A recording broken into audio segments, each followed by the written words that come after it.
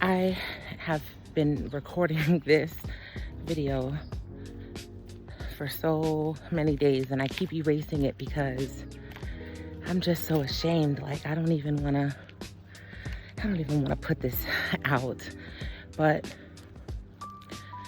I know I got to tell the truth to shame the devil.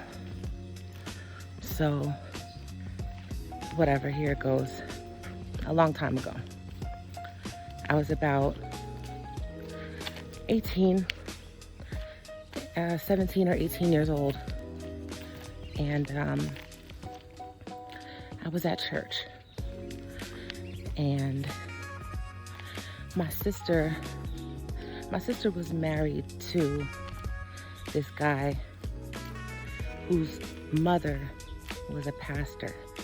So she called herself an apostle. And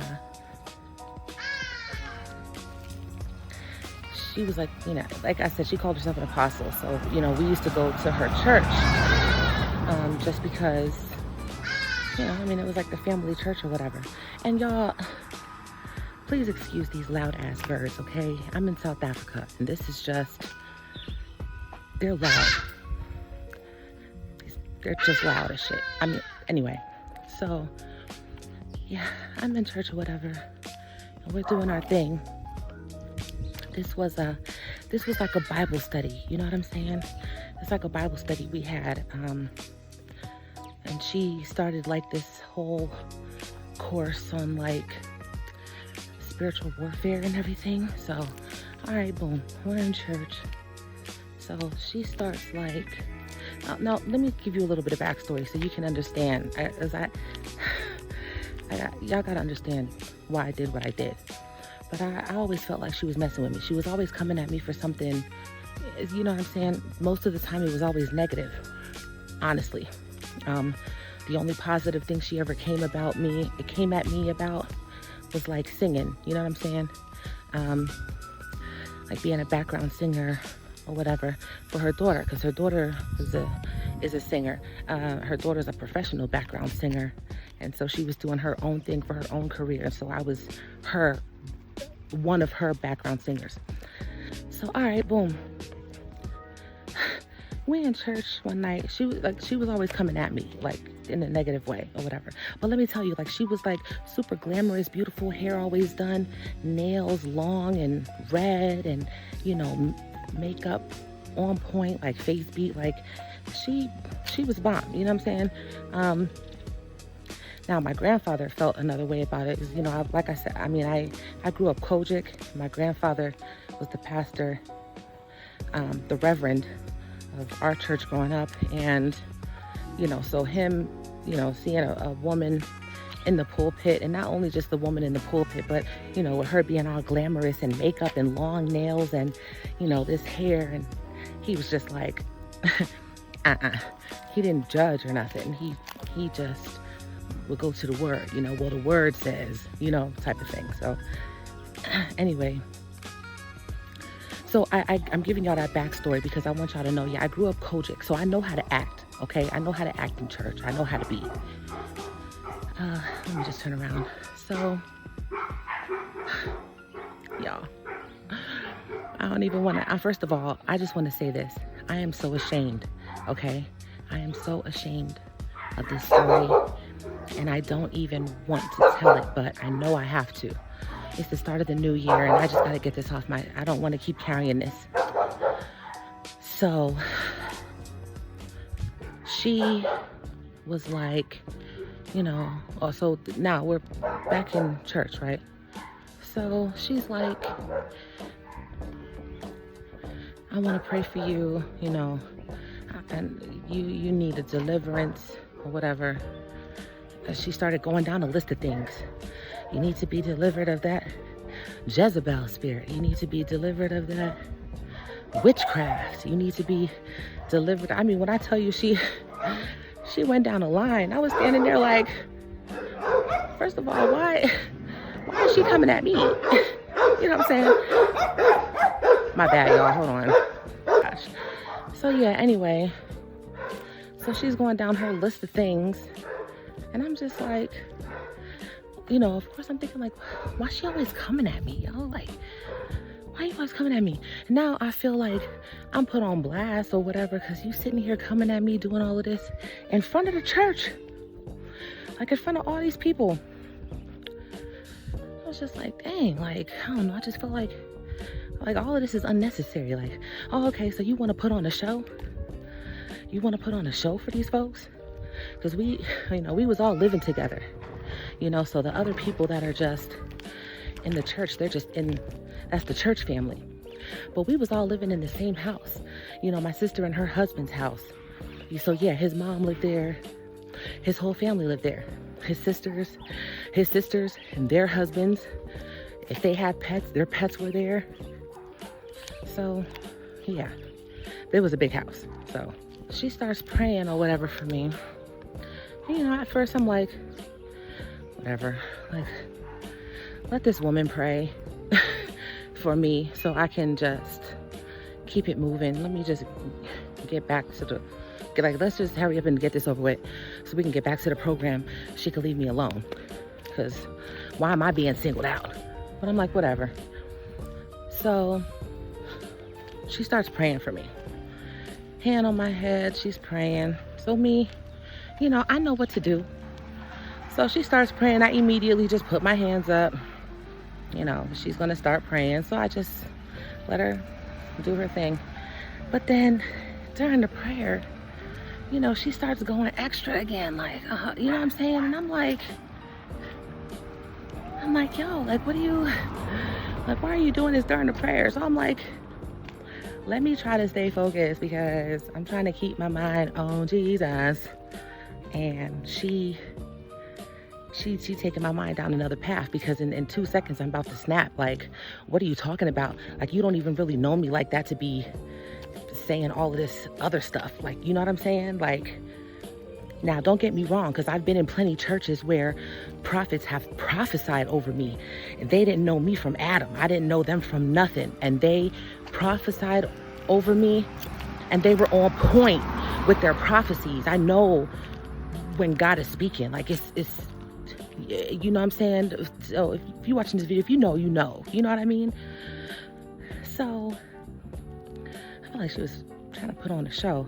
So she keeps going, and then she puts her hand on my stomach and, keeps going. And I was getting so irritated. I looked over at my sister. My sister was like, she was looking at me like, don't embarrass me. Don't embarrass me. But I told her, when we were on our way to the church, I told her, if she messes with me today, like, I'm gonna give her what she wants. Man, so my sister already, like, that I was gonna be on some bull crap, man. Sometimes I'm so ashamed, Sometimes I just hate the way my mind works, honestly, because I really be pissing myself off a lot, okay? So she's going hard, like, with her hand on my stomach and stuff, going hard, like calling out all kind of stuff or whatever, you know what I'm saying? And I'm just looking at her, because I'm like, remember now, we live together, okay? Remember, we live together. So I'm like, you know what? You want to put on a show in front of these folks? You want to put on a show? Don't you know I love to perform? I sing. I love to perform. You want to give these people a show? Let's give these people a show. In my mind, I'm thinking of every exorcism movie I ever saw. I'm thinking of every deliverance I've ever seen in all of the churches that I've been in and that we visited over the years. I'm no stranger to seeing these things. Like I said, I grew up Kojic. Okay, and I'm talking about my grandfather was the minister of the church, so I grew up old school Kojic. Yeah, I'm saying.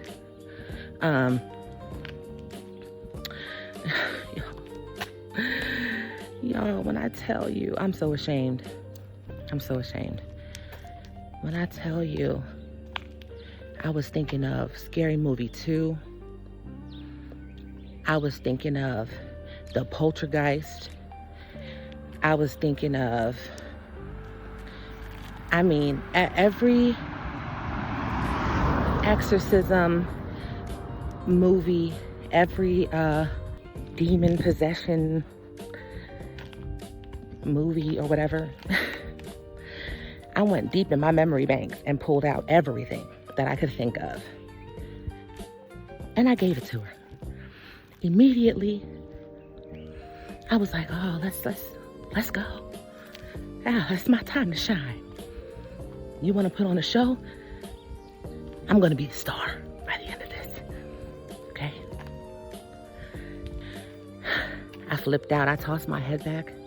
I started snarling. Yeah, all of that.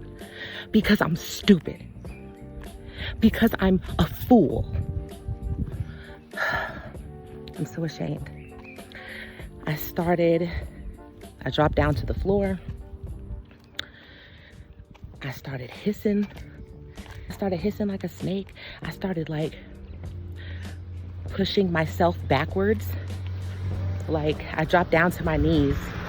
Like y'all know how them church floors be slick. It wasn't no carpet in there, it was slick floors. So I dropped down to my knees. I started pushing myself backwards, you know, and I'm just the whole time, yeah, mother sucks cocks in hell.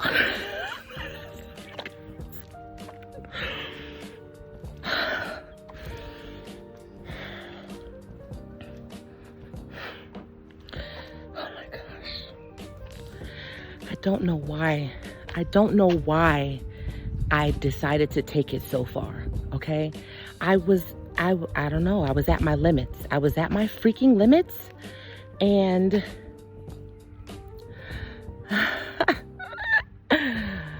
why did I do that? When I tell you, everybody in the church was like, oh, thank you, Jesus. Thank you, Lord. Deliverance. And everybody had their hands stretched towards me, and everybody was just praying over me so hard. And oh my gosh, yo, let me tell you something. When I started getting tired, so I was like, all right, enough of this. Oh my gosh, I'm so stupid. So I started, just like, okay, like you did it, like you got them out. Like, oh my gosh, I'm so stupid. Oh my gosh, why did I do this? Oh my gosh.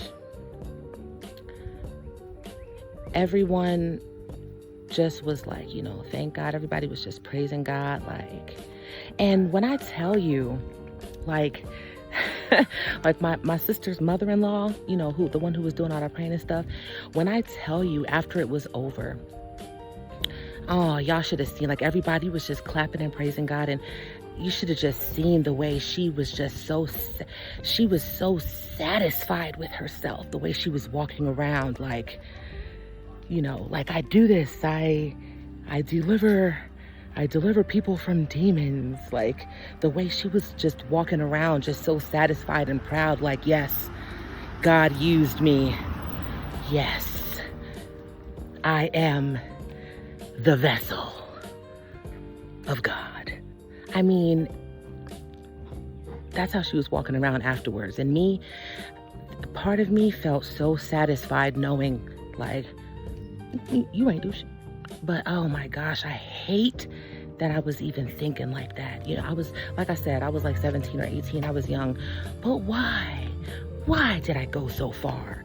Was it necessary for me to go so far? Was it necessary?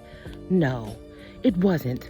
But me, I'm a fool. I'm foolish, and I was young. And let me tell you something. I ain't got no sense now. So it was much worse when I was younger. It was much worse. I had no chill. I gave no F's. Is what I'm saying. My friend at the time, his name was Jonathan. He was going to our church, and his family went to that church too. So Jonathan, after seeing all of this, you know, I mean, everybody, all my friends, I was friends with people who was around my age, and you know what I'm saying? So they're like, dang, like that's tough. Like you really got delivered. Man, I just let it go. But when I tell you, Jonathan, he was so nice. He was like, let me walk you to my car. I'm gonna take you home. You know, like we all rode like together or whatever. So he walked me over to the car while everybody was getting ready, helped me get in the car and shut the door. Like so gentle, and you know what I mean? Like, because you just went through a deliverance. You know what I'm saying? So I feel like crap because everybody really felt like I was really delivered. And I played in everybody's face that day. I played in everybody's face. I wasn't playing with God, but I was playing with them. But I feel so ashamed because, like, I grew up Kojic. Like, if my grandfather knew that I did that, oh my gosh, I can only imagine the disappointment that would be on his face. Before a slight bit of humor, he probably would have seen the humor in it, but he would have been so disappointed. Like, you ain't supposed to be playing with God. You know what I mean? That's, you know.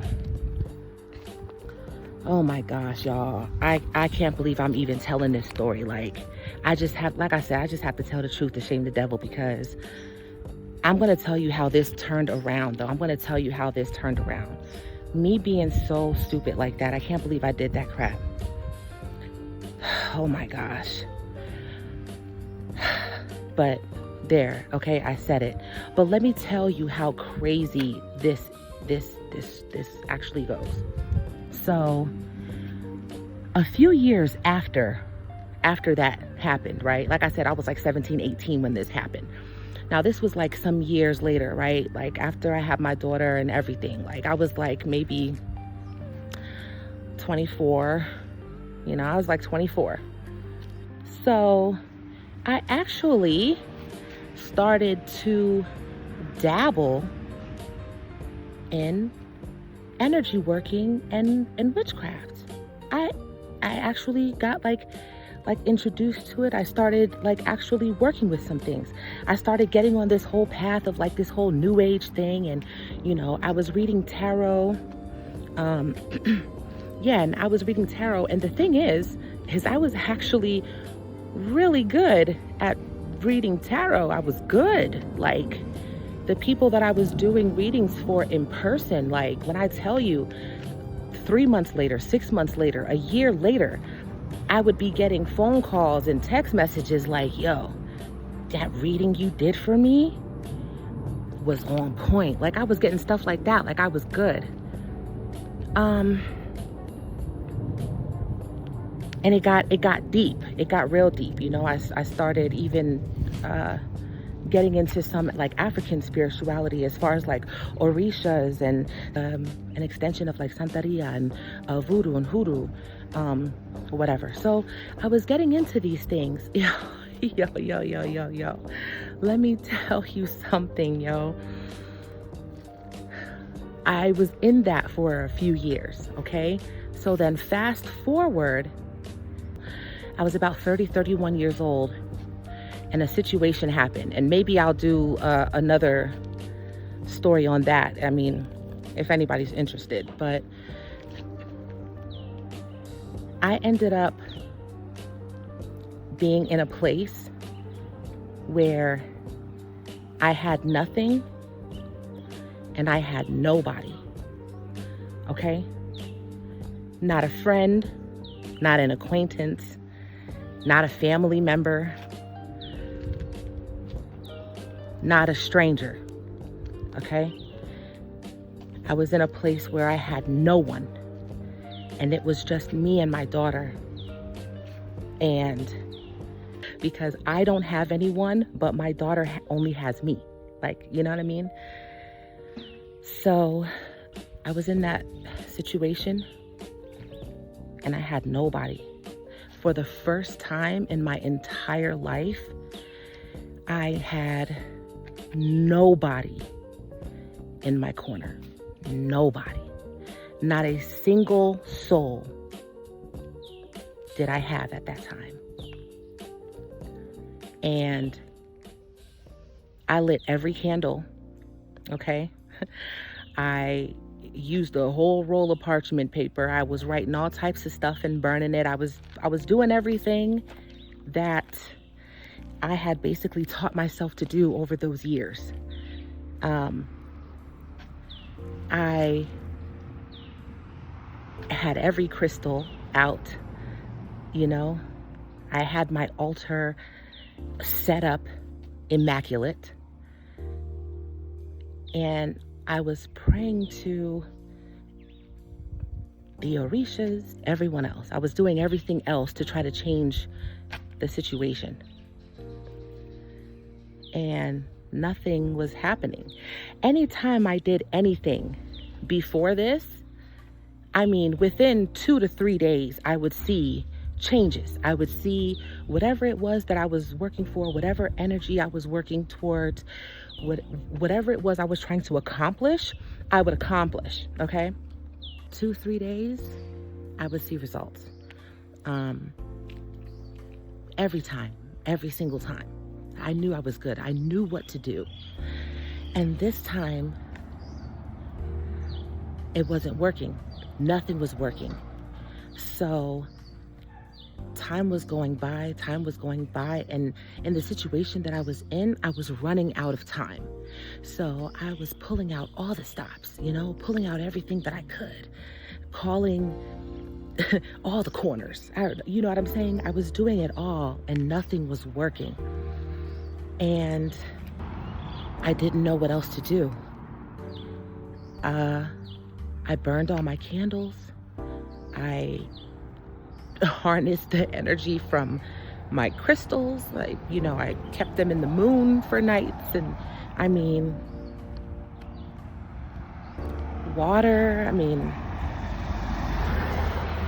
I was doing everything that had worked for me since I started that journey up until that point. I did it all. And nothing worked. Nothing worked. I was running out of time.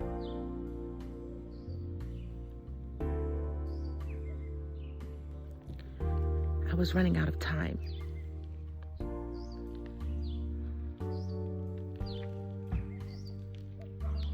And I didn't know what to do.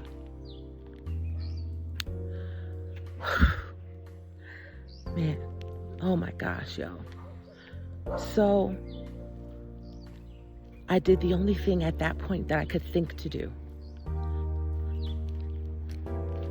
Like I said, I was raised Kojic, okay?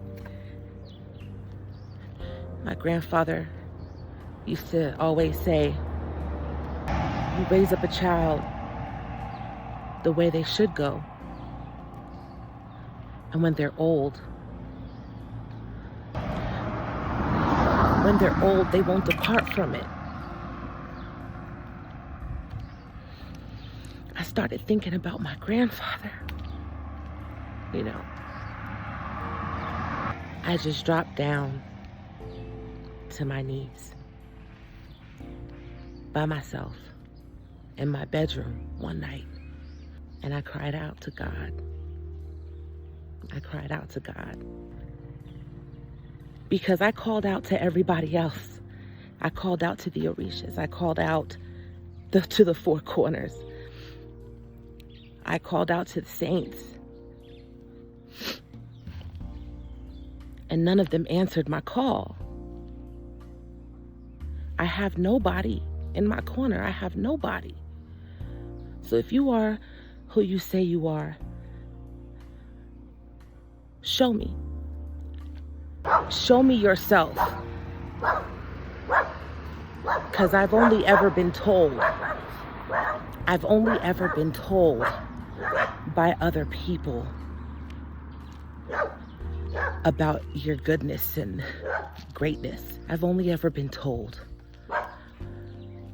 So If it is what it is, then show me. I surrender. And at that point, I left it alone. I was disappointed in what happened up to that point, so I just stopped after that. I didn't pray anymore after that. I didn't light another candle. I didn't bathe my crystals in the moonlight. I didn't do any type of ritual. I didn't write anything on paper and burn it. I didn't do anything. After I did all of that and said all of that, after that prayer, and I cried my eyes out that night and cried myself to sleep because I was defeated, I didn't do anything after that. I gave up. I was like, I'm just gonna enjoy these last few days that I have and, or whatever, I'll get more into the story and everything if people want to hear it. Otherwise, I'll just leave it alone because this is just what I wanted to get out. The next couple days, I was just kind of acting like nothing was wrong because I gave up. So I didn't care. I was just listening to music. In my mind, it was like, all right, I don't care. Like, everything is just failing. So I'm just going to enjoy these last couple days. So I was playing music and just in my own world, not thinking about anything. Exactly 3 days after that prayer, exactly 3 days after that prayer,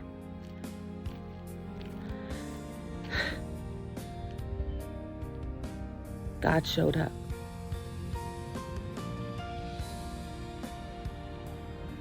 God showed up. He showed up for me. I didn't have anybody. I didn't have anybody. And he showed up for me. After all that I did, candles, crystals, altars, stupid shit.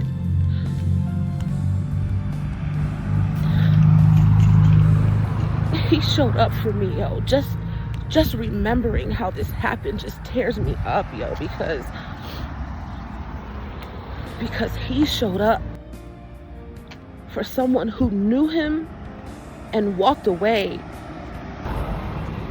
I didn't even know what to say. Like, all I could do was scream. All I could do was scream and cry and shout. That was the first time. That was the first time that I ever actually praised God. I'd never, like I said, I grew up Kojic. I grew up, I started singing in the choir when I was 3 or 4. I was 4 when I started singing in the choir. I was 6 when I started directing the choir. But I had never actually praised God until that moment, because I seen him for the first time. I seen him for myself for the first time. And that's when I knew. That's when I knew. That's when I knew, oh, the things I was doing, it was working, I don't know, spells, rituals, all of that stuff. It was working. But it didn't hit me until that moment. If all that stuff was working, because all that stuff was real, why wouldn't he be real? Man, I felt crazy inside, because I felt like, now I really felt like a fool. I really felt stupid. You know what I'm saying? Because why would I waste so many years giving time and energy and to these other deities. Anyway, that's the end of this story. I mean, if you have any questions or want me to elaborate on anything, I will definitely do that. But I just felt like now was the time for me to get that off my chest, because I had to let y'all know that I'm so stupid for what I did. I'm so ashamed of what I did. But the way that it turned around, you know, like she couldn't, my sister's mother-in-law, and may she rest in peace because she did pass away. My sister's ex-mother-in-law, she seen something in me. She seen something in me, and it was something that she recognized from herself that she seen in me. So she wasn't wrong when she was calling out those things in me. I didn't realize it because I wasn't in that space. But see, there was something that she recognized in me. And every time I think back on it, I'm so ashamed of what I did. Oh man, yo.